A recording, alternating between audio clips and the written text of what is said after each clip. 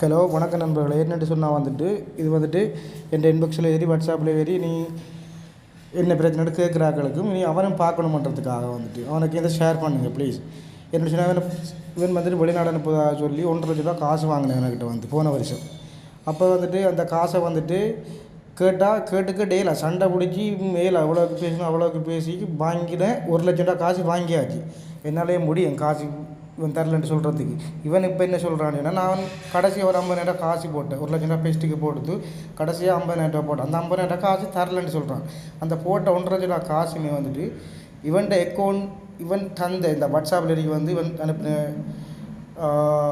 Account நம்பர்லாம் இந்த WhatsApp ஸ்க்ரீனில் தெரியுது உங்களுக்கு, சரிதானே? அப்போ இவன் தந்த அக்கௌண்ட் நம்பர் இவன்ட இல்லை. இப்போ என்னென்னு சொல்கிறான் நீ எனக்கு போடலை, வேறவனுக்கு தான் போட்டேன்னு சொல்லி. அப்போ அப்படின்னு சொன்னால் அவன் மற்ற அக்கௌண்ட் நம்பரும் இவன்ட பேர் அக்கௌண்ட் நம்பர் தரலையே.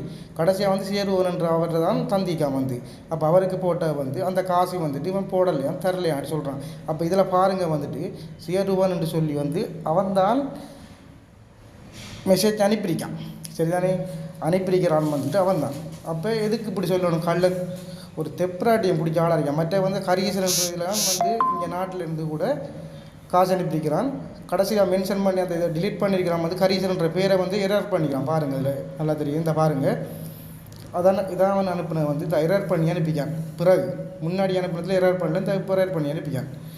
மற்றது இவன் வேறவனுக்கு காசை அனுப்ப சொல்லி அனுப்பிட்டு எந்த காசு எடுத்து குடிச்சு செலவழித்து தெரிஞ்சிக்கான். இப்போ காசு கேட்டால் காசு தரல, எனக்கு அனுப்பலை, நீ அனுப்புறவன்ட்ட பார்த்துக்கொள்ளு அப்படி இப்படின்னு நிறைய பேசுகிறான்.